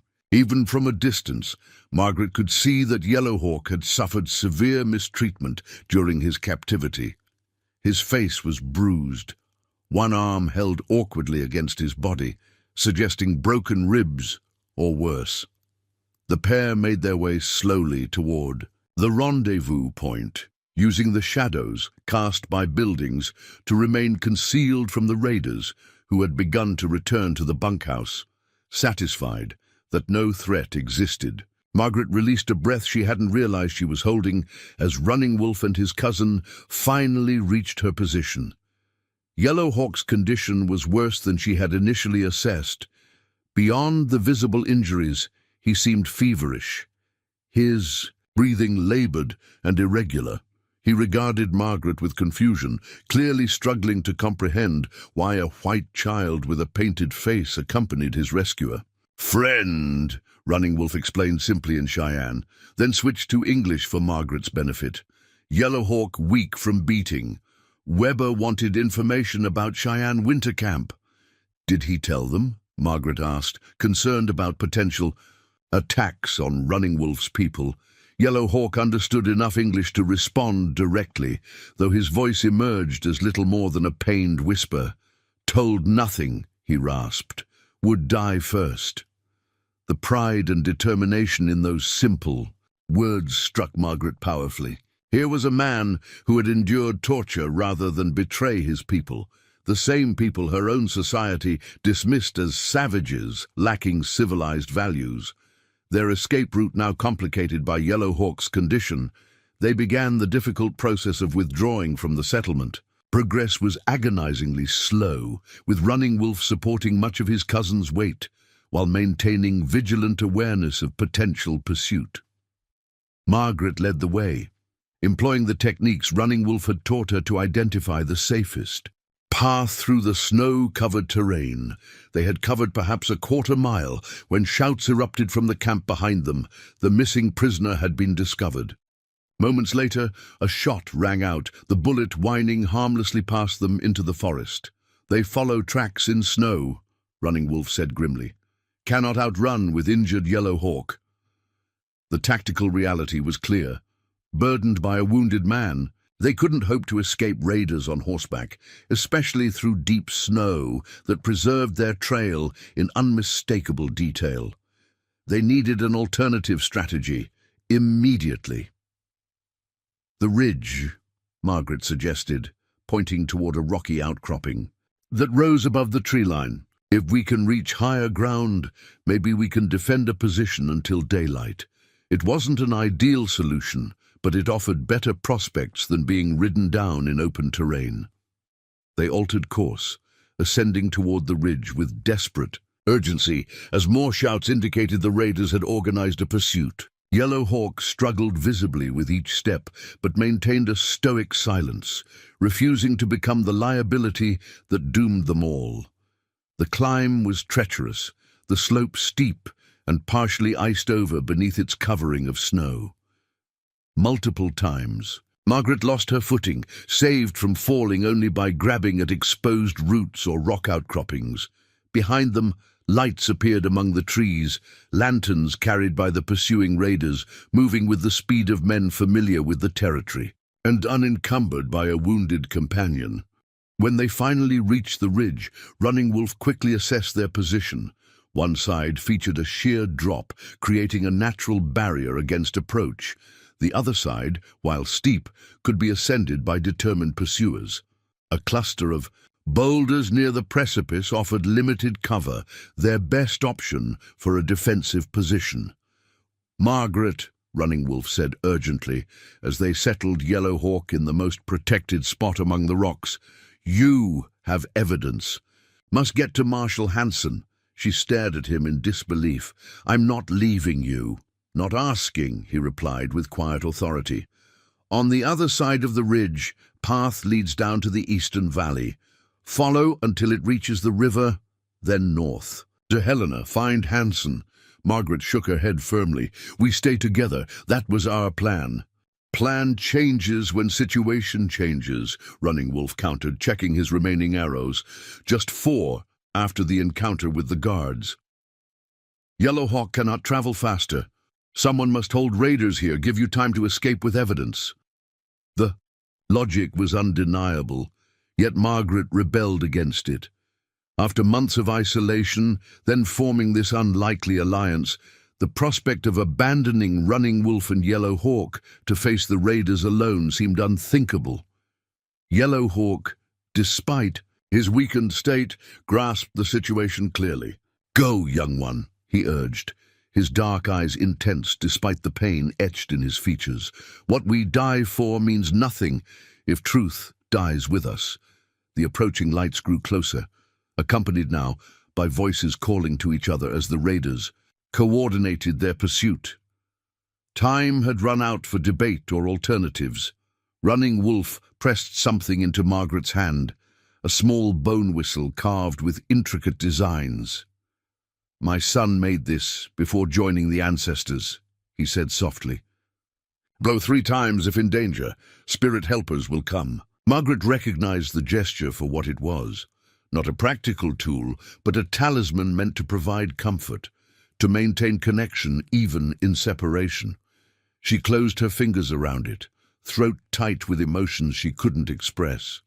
"I'll find Hansen," she promised. "I'll bring help." Running Wolf nodded once, satisfied. "Follow the eastern path. Do not stop until you reach Helena." With a final glance at the 2 warriors positioned among the boulders, Margaret slipped away into the darkness, following the narrow path that wound down the opposite side of the ridge.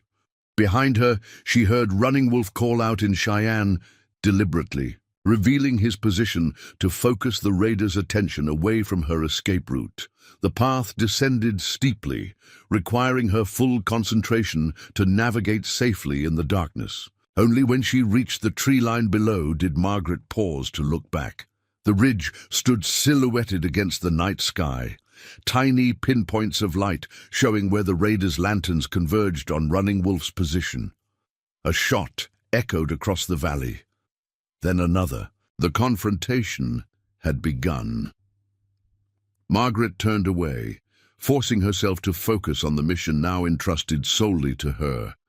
The pouch containing their precious evidence hung heavy around her neck, a physical reminder of the responsibility she carried. Running Wolf and Yellow Hawk were buying time with their lives. She couldn't waste it. Moving with determined purpose, she followed the path as it wound through the winter forest. The physical demands of the journey paradoxically provided relief from the emotional turmoil of leaving her companions behind. Each difficult step, each careful navigation of treacherous terrain required complete attention, leaving no room for a doubt or regret. Dawn found her miles from the ridge, following the course of a half-frozen river that Running Wolf had indicated would lead eventually to Helena. The rising sun revealed a harsh but beautiful landscape. Mountains behind her, rolling foothills ahead, the river a silver ribbon cutting through valleys still deep in winter's embrace. Margaret paused briefly to rest and drink from a spot where flowing water had broken through the ice. As she knelt by the river's edge, a distant sound reached her, the rhythmic drumming of approaching horses moving at a steady trot rather than a gallop. Not the frantic pursuit of raiders, but the measured pace of travelers with legitimate business.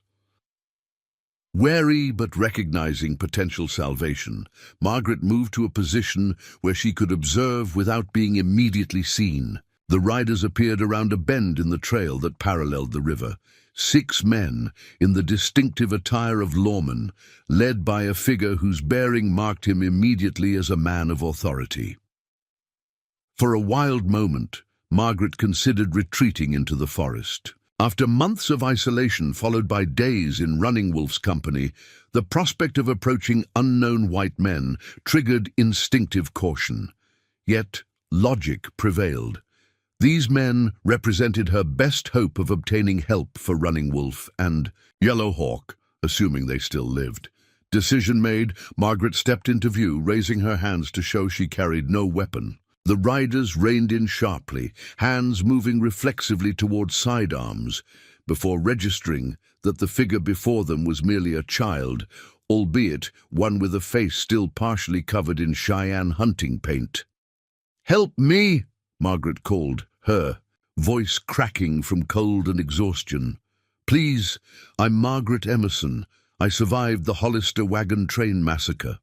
The leader dismounted, approaching her with cautious concern. He was a tall man with a graying beard and eyes that had seen enough of the frontier's harshness to recognize authentic desperation when confronted with it.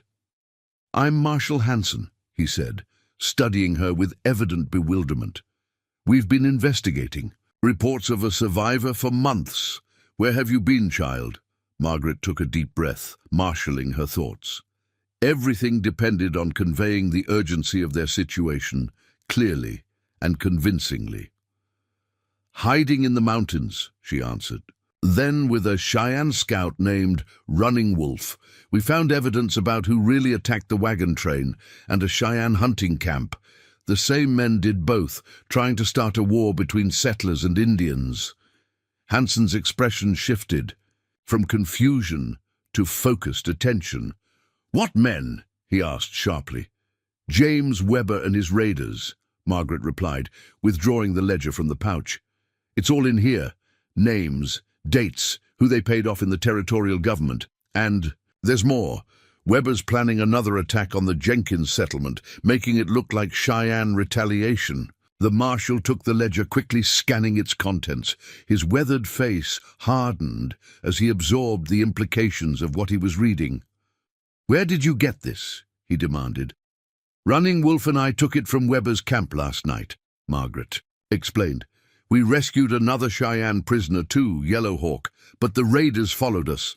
Running Wolf and Yellow Hawk stayed behind at a ridge west of here to hold them off while I brought you the evidence." Hanson exchanged glances with his deputies, suddenly all business. "Johnson, take the girl back to Helena," he ordered. "The rest of you with me." He turned back to Margaret. "Can you show my deputy where to find this ridge on a map?" Margaret nodded gratefully, exhaustion and relief washing over her in equal measure. "They're outnumbered," she said urgently. "At least 8 raiders against 2 wounded men." "We'll ride hard," Hanson assured her, already remounting his horse. "Johnson, get her safe to town, then bring her statement to Judge Wilson directly, no one else." As 5 of the riders departed at a gallop, following Margaret's directions toward the ridge where she had left Running Wolf and Yellow Hawk, the deputy named Johnson helped her onto his horse. The events of the past 24 hours crashed down on her at once. The infiltration of the raiders' camp, the discovery of Yellow Hawk, the desperate flight and separation from Running Wolf. "They saved my life," she told Johnson as they turned. Toward Helena. "Everyone thinks the Cheyenne are savages, but they saved me. And now they might die for it." The deputy regarded her with thoughtful eyes. "Judge Wilson's been investigating corruption in the territory for months," he said. "That ledger you brought, it could change everything." Margaret touched the bone whistle Running Wolf had given her, still clutched in her hand like a talisman. "I hope that's enough," she whispered, more to herself than to Johnson. "I hope that's worth what it cost." As the horse carried her away from the mountains that had been both her prison and her salvation, Margaret Emerson confronted the uncertainty of what awaited her in the world of white settlements and legal justice, a world that suddenly seemed as foreign to her as the Cheyenne camp might have once appeared. Behind her, the fate of Running Wolf and Yellow Hawk hung in the balance, dependent on whether Marshal Hanson's party could reach them in time. Ahead lay the challenge of convincing a territory accustomed to viewing natives as enemies that this time the real enemy wore a familiar face, and that justice required acknowledging uncomfortable truths about who had truly been the predator and who the prey on this blood-soaked frontier. Helena sprawled across a series of low hills, its buildings a curious mixture of frontier rawness and emerging permanence. Log structures stood alongside more ambitious edifices of stone and milled lumber, testament to the territory's rapid transition from wilderness outpost to established settlement. To Margaret, who had spent the last 3 months in the isolation of mountain wilderness, the town appeared overwhelming, too large, too crowded, too loud with the cacophony of human commerce and conversation. Johnson led her directly to the territorial courthouse, a dignified 2-story building of red brick that stood apart from the more haphazard construction surrounding it. Inside, they were immediately shown to Judge Wilson's chambers, a book-lined room whose atmosphere of quiet authority reminded Margaret with unexpected poignancy of her father's study in their Boston home. Judge Wilson himself proved to be a surprise. Not the stern, forbidding figure Margaret had anticipated, but a man of perhaps 60 with kind eyes that crinkled at the corners and a gentle manner that put her instantly at ease. After Deputy Johnson made brief introductions and excused himself to return to his duties, the judge studied Margaret thoughtfully. "You've been through quite an ordeal, Miss Emerson," he observed, his voice carrying the cultivated tones of Easton. "Education softened by years on the frontier. Perhaps you'd care for some hot chocolate before we begin our discussion. My clerk does exceptionally well." The unexpected kindness nearly undid Margaret's composure. After months of bare survival, followed by days of tension and danger, such a simple comfort seemed almost unreal. She nodded, not trusting herself to speak without her voice breaking.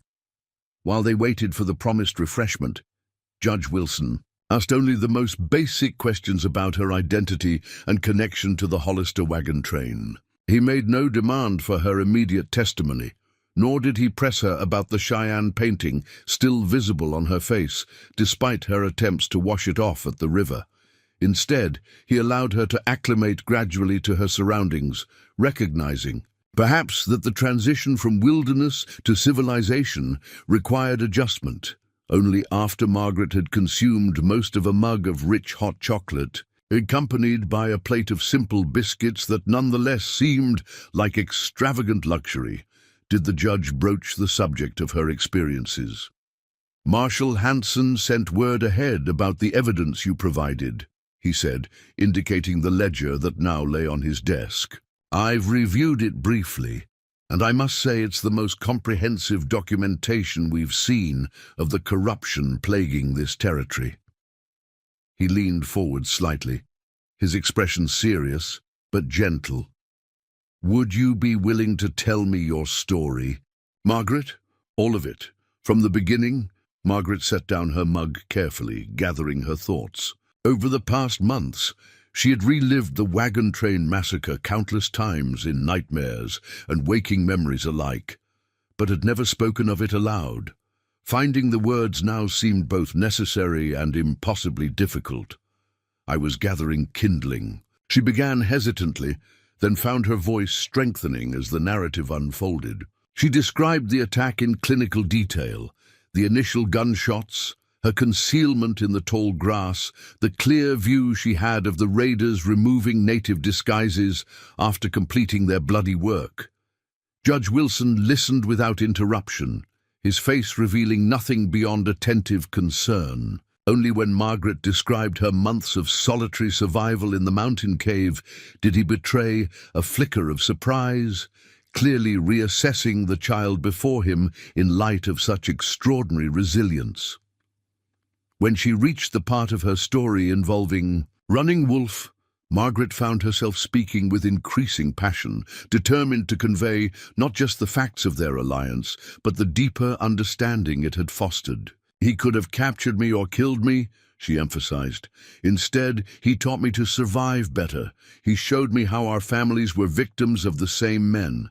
And when we found evidence against Weber, he stayed behind to give me a chance to escape with it." Her voice faltered slightly. "I don't know if he's still alive." "Marshal Hanson is a capable lawman," Judge Wilson assured her. "If your Cheyenne friends could be helped, he will have found a way." The judge's use of the word friends rather than savages, or even the more neutral natives, wasn't lost on Margaret. It suggested a perspective less tainted by the prejudices that dominated territorial relations. Their conversation was interrupted by an urgent knock. The door opened to reveal Deputy Johnson, his expression betraying barely contained excitement. "Marshal Hanson has returned, Your Honor," he announced, "with prisoners and witnesses." Margaret's heart leaped. Could Running Wolf have survived the confrontation at the ridge?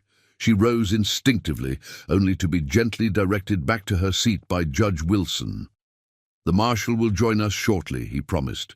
"Best to remain here where it's quiet for now." The next hour stretched interminably as Margaret waited, alternating between hope and dread.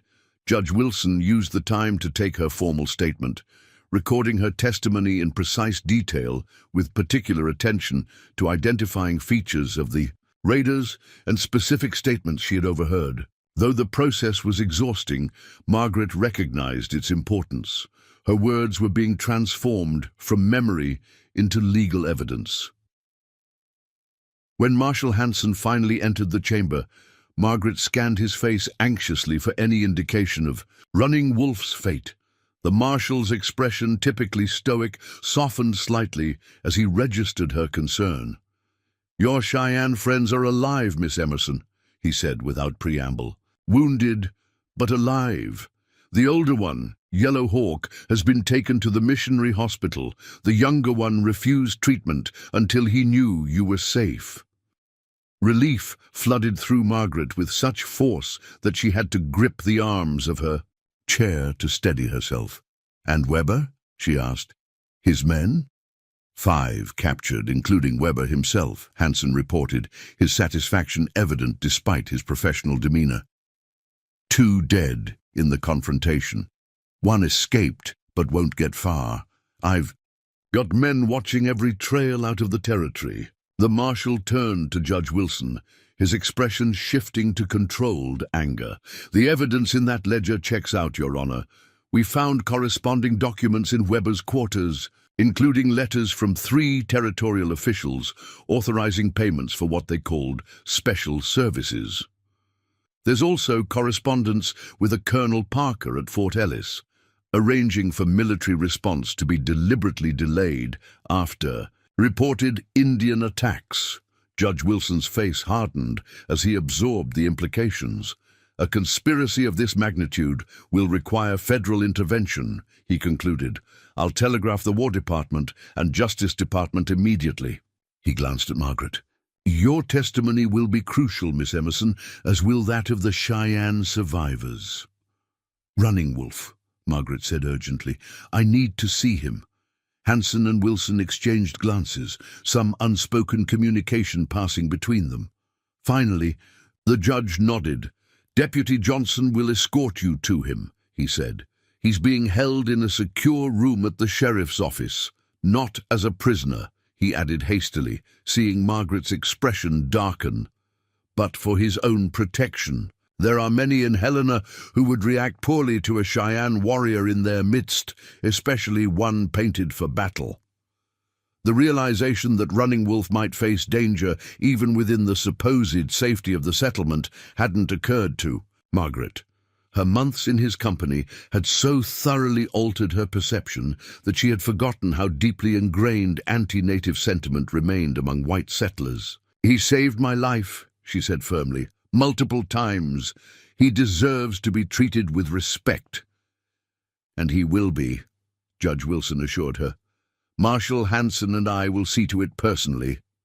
Deputy Johnson led Margaret through back streets to avoid curious onlookers, though her appearance still drew startled glances from those they passed. The deputy had found her a clean dress and warm coat from the church's charity stores, but her wilderness-hardened appearance and residual face paint marked her as something outside normal experience, even in a frontier town accustomed to unusual sights. The sheriff's office occupied the ground floor of a sturdy stone building that also housed the territorial jail. Johnson escorted Margaret past the front desk, where a surprised deputy started to object before recognizing his colleague. "Judge Wilson's orders," Johnson explained curtly. "The girl sees the Cheyenne. No arguments." They proceeded down a narrow hallway to a room typically used for interviewing witnesses. Johnson knocked once, then unlocked the door, standing aside to allow Margaret to enter. Running Wolf sat on a simple wooden chair, his posture upright despite the bandages visible beneath his buckskin shirt. His face remained impassive as the door opened, but when he recognized Margaret, something in his expression shifted, a subtle softening around the eyes that constituted profound emotion by his stoic standards. "Young one," he greeted her, rising despite what must have been considerable pain. "You found the marshal." Margaret crossed the room in 3 quick steps and, abandoning any pretense of frontier toughness, wrapped her arms around him in a fierce embrace. Running Wolf stood momentarily stunned by the unrestrained display of emotion, then awkwardly returned the gesture, patting her back with uncharacteristic gentleness. "You're alive," Margaret managed, her voice muffled against his chest. "I was afraid." "Takes more than raiders to kill Cheyenne Scout," Running Wolf interrupted, a hint of humor in his voice. He eased back, studying her face with approval. "You did well. Marshall came in time. Yellowhawk will live." Margaret recounted her encounter with Hanson's party and subsequent journey to Helena, while Running Wolf described the confrontation at the ridge, how he and Yellowhawk had managed to hold the raiders at bay until dawn, when the marshals, approaching riders, had forced Weber to divide his attention, creating the opportunity for Running Wolf to turn defense into counterattack. "Weber tried to escape," Running Wolf explained, satisfaction evident in his tone. "Put an arrow in his leg, not enough to kill, enough to slow until the marshal caught him." Their private reunion was interrupted by the arrival of Judge Wilson and Marshal Hanson, the latter carrying a bundle wrapped in oilcloth. The judge pulled a chair close to Running Wolf, addressing him with the same respect he had shown Margaret. "Mr. Wolf," he began, using the anglicized version of the Cheyenne name, "I want to personally thank you for your courage in protecting Miss Emerson and gathering evidence against Weber and his conspirators." Running Wolf acknowledged the thanks with a dignified nod, but remained watchful, clearly unaccustomed to such treatment from white authorities. "The marshal and I have been discussing how best to proceed with this case," Wilson continued. "The implications reach far beyond territorial jurisdiction. I've sent telegrams to Washington requesting federal intervention, but until that arrives, we face certain practical challenges." "Weber's friends in government," Running Wolf surmised, his perception cutting straight to the core issue. "Exactly," Hanson confirmed grimly. 3 territorial officials are implicated by the ledger, including the assistant governor. They have resources, influence, and motivation to suppress this evidence by any means necessary. The unstated implication hung in the air. Both Margaret and Running Wolf represented significant threats to powerful men who wouldn't hesitate to eliminate such threats permanently. "What happens now?" Margaret asked, unconsciously moving closer. To Running Wolf, Judge Wilson sighed heavily. "Ideally, both of you would remain under protection until federal authorities arrive to take formal testimony. However, given the extent of the corruption we've uncovered, I'm not confident we can guarantee your safety even in official custody." "Can't trust all deputies," Running Wolf observed matter-of-factly. "Some take money from bad men."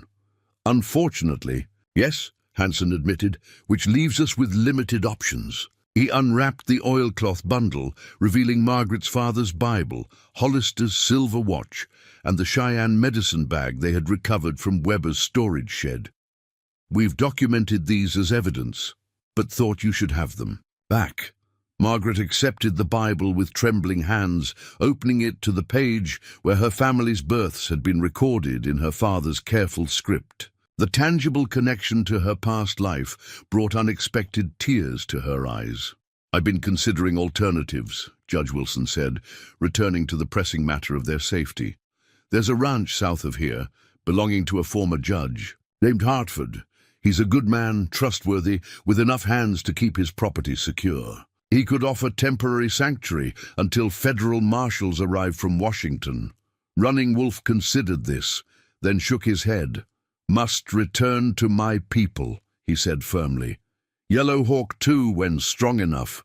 Cheyenne need warning about corrupt officials, preparation if soldiers come." Hansen and Wilson exchanged concerned glances. "The territory is still dangerous for you," the marshal pointed out. "Weber's remaining men, his allies in government, they'll be looking for revenge." "Always danger," Running Wolf replied with philosophical acceptance. "Better to face my people than hide in white man's ranch." A new voice entered the conversation. From the doorway, "Perhaps there's a third option." All heads turned to see a man in his early 40s, dressed in the practical attire of a frontier professional rather than a laborer or rancher. His weathered face suggested significant time outdoors, but his bearing and speech marked him as educated.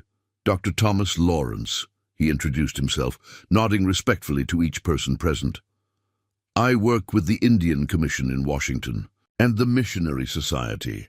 Judge Wilson's expression reflected recognition and cautious approval. "Dr. Lawrence has been documenting relations between settlers and native tribes throughout the territory," he explained. "His reports have been instrumental in shaping more balanced policies." Lawrence stepped fully into the room, his manner direct, but unthreatening. "I couldn't help overhearing your dilemma," he said, "and I believe I can offer a solution that might satisfy all concerned." He addressed Running Wolf directly, with none of the condescension that typically characterized white interactions with natives. "I'm traveling to the northern Cheyenne winter camp in 3 days to deliver medical supplies and conduct diplomatic discussions. You and Yellow Hawk could accompany my party. We have armed escorts commissioned directly by the federal government, not territorial authorities." Running Wolf's expression remained neutral, though Margaret detected a flicker of interest in his eyes. "And the girl?" he asked, indicating Margaret with a slight movement of his head. Dr. Lawrence turned his attention to her, his expression softening. "That depends on Miss Emerson's wishes," he replied. "Judge Wilson mentioned you have relatives in Oregon. We could arrange safe passage once federal authorities have taken your testimony." The prospect of being separated from Running Wolf struck Margaret with unexpected force. After months of isolation, followed by their intense partnership, the thought of returning to conventional white society, even with family, seemed both foreign and somehow inadequate. "What if I went with you?" she asked impulsively. "To the Cheyenne camp." The suggestion clearly startled all the adults present, though. Running Wolf's reaction was characteristically subdued, merely a slight raising of eyebrows. "Margaret," Judge Wilson began gently, "while I understand you've formed a bond with Mr. Wolf during your ordeal, returning to civilization, to your own people, would surely be better for your long-term well-being." "The judge is right, Hanson. Agreed. You've shown remarkable courage and adaptability, but a Cheyenne winter camp is no place for a white child." Dr. Lawrence, however, studied Margaret with more thoughtful consideration. "Actually," he said slowly, "there might be practical advantages to such an arrangement, at least temporarily." He elaborated on his thinking. Margaret's unique position as a witness to both the Wagon Train massacre and the subsequent events made her a valuable bridge between cultures. Her presence in the Cheyenne camp, under appropriate supervision, could demonstrate to both communities that cooperation was possible. Moreover, it would place her beyond the reach of Weber's remaining allies, while federal authorities organized a formal investigation. It wouldn't be permanent, Lawrence emphasized, addressing both Margaret and the concerned officials. Just until the immediate danger has passed and proper arrangements can be made for her future. Running Wolf, who had remained silent during this exchange, finally spoke. "Girl has earned a place of honor among Cheyenne," he said simply. "Showed courage of warrior, wisdom of elder. Would be welcomed by my people." His uncharacteristically direct endorsement clearly swayed Lawrence's thinking. Judge Wilson and Marshal Hanson remained hesitant, but gradually acknowledged the practical merits of the arrangement, particularly given the limited alternatives for ensuring Margaret's safety. "We would need your guardian's consent," Wilson pointed out. "Your uncle in Oregon?" "Uncle Matthew barely knew me," Margaret interrupted.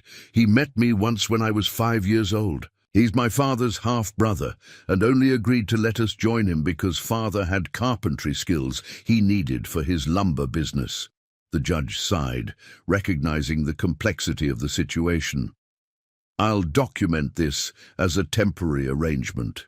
For your protection as a material witness," he decided, "with regular checks on your welfare by Dr. Lawrence or his associates." 3 days later, Margaret stood at the edge of Helena, watching as Dr. Lawrence's party made final preparations for departure. The expedition consisted of 2 wagons loaded with medical supplies and trade goods, 6 armed guards commissioned by the Indian Commission, Lawrence himself, and a translator familiar with several native languages.